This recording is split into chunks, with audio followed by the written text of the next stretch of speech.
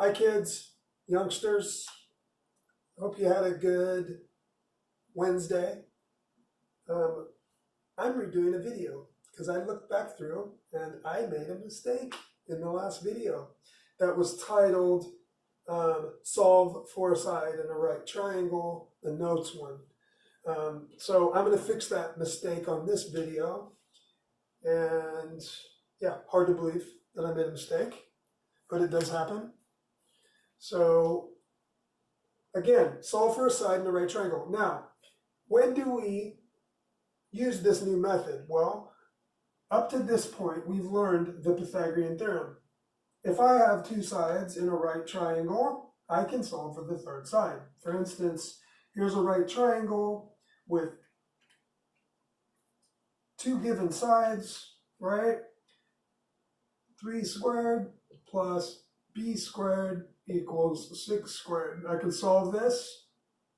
9 plus b squared equals 36. Subtract 9 from both sides. Boom, b squared equals root 27.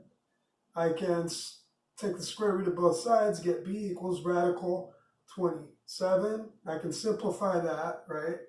But I'm going to go ahead and just write it as root 27 right now. But you can see I was able to solve for the third side because I have two sides. Pythagorean theorem. What else do we know? We know special triangles. I'm going to reword this. Instead of special triangles, we're going to say special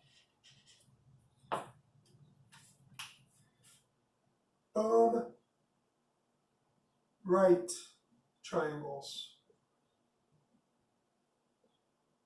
Okay. When we have a special right triangle, what are the angle measurements? They're either 30, 60, 90 or 45, 45, 90. If I have a special right triangle, all I need is one side. If I have one side, I can use the pattern in a special right triangle to find the other two sides, right? So we've done this exercise. This is a separate video, separate exercise. Now, what if neither one of these is met? What if I have a right triangle that doesn't have two sides and it's not a special right triangle? What if? Well, that's where trigonometry comes in. That's where right triangle trigonometry comes in, which is what you're learning. You're going to learn right triangle trigonometry. All right?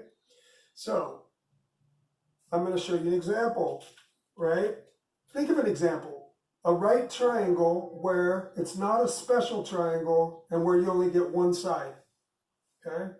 Okay, so here's an example of a new style of problem, right? What do we notice? It's not a special triangle and it doesn't have two sides. So in this case, I need to use something new, and that's what the trigonometric ratios are for.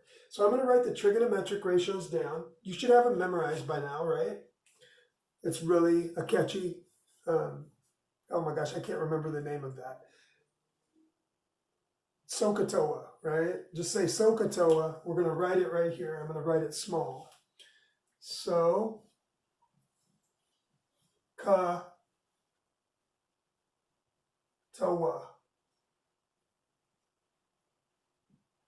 I like writing it like this because it's a ratio. They're all ratios. The sine of an angle is opposite over hypotenuse. Cosine's adjacent over hypotenuse. Tangent is opposite over adjacent. So here we go. Let's solve for side A first, all right? We're going to solve for side A. I'm going to use this 58-degree angle. I'm going to use this 58-degree angle to solve for both A and B. All right, I'm going to write two equations. We're going to do it together. You ready? So 58 degrees. What is adjacent to 58 degrees? What is opposite of 58 degrees? Well, A is adjacent. B is opposite. All right. So let's start with the relationship that gives me the opposite side and uses the hypotenuse. Which relationship up here out of these three uses the opposite side and the hypotenuse together? Well, If you said sine, you were right. So the sine of 58 degrees equals the opposite side divided by the hypotenuse. Do you see how this is going to end up helping me solve for B?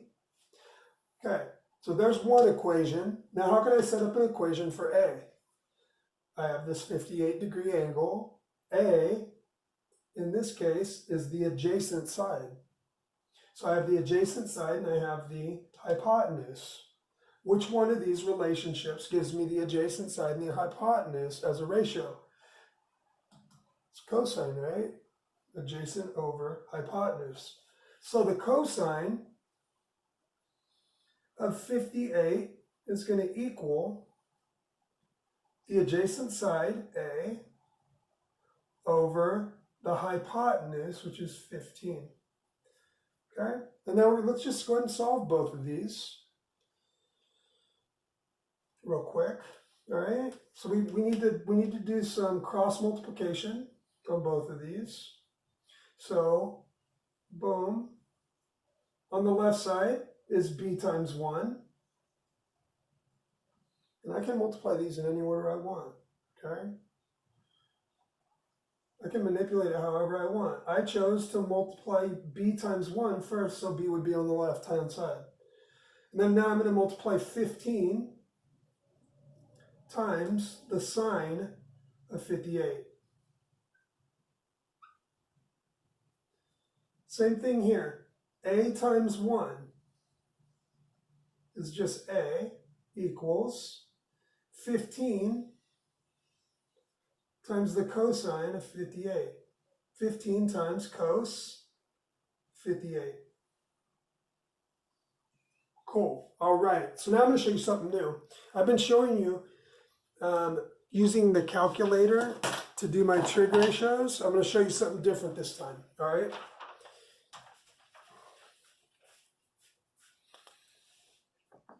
Let's read the top here. What does that say? Table of trigonometric ratios.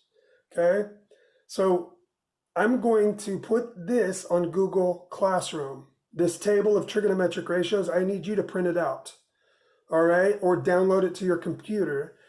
And I want you to start practicing using this instead of your calculator for the trigonometric ratios, for the values. You can't mess this up. On your calculator, you could be in the wrong setting and get the wrong number, all right? So what we're looking for, we're going to look for sine of 58, okay? Where's sine? See it right there? This is a little backwards, but you're just going to have to bear with me here. There's sine. We're looking for 58 degrees. This side of the paper goes up to 45 degrees. The other side goes up to 58 degrees. So let's go to 58 degrees. And if you look, these two, so here, let's look. Sine is in this column. Okay? So the sine of 58 degrees is right here. What number is that? Sine of 58 is 0.8480. The cosine of 58 degrees right next to it. That's right here. 0.5299. Okay? So this is how I'm going to get my ratios. All right? So I'm going to put those numbers in right here.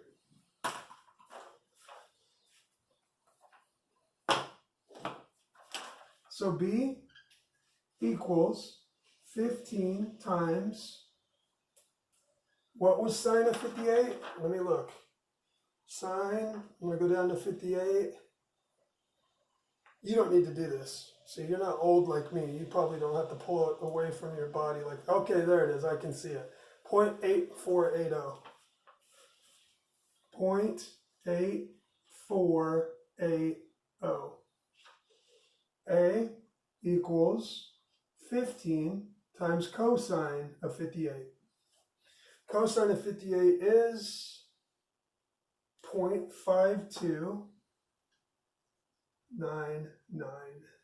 All right? So what's 15 times 0.848?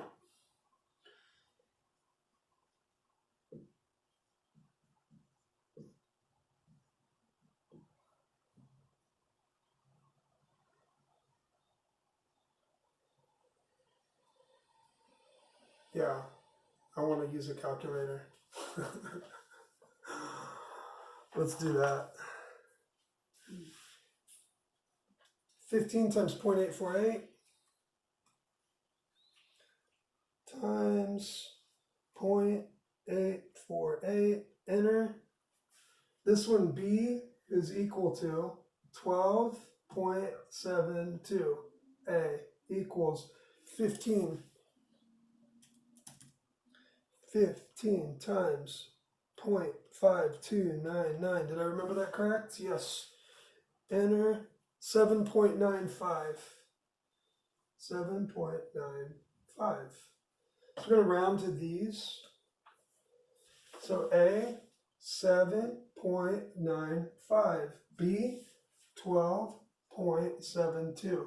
So could I check my work to see if it's correct? How could I check it? Okay? You can use Pythagorean theorem, right? You could do a squared plus b squared equals c squared to guarantee that what we did was correct. All right? So, yeah, it's always good to use what we know to check what we just learned. Okay? And just to continue doing that with the stuff. All right? It just embeds it in your brain even better. Okay? So, all right. Have a great day.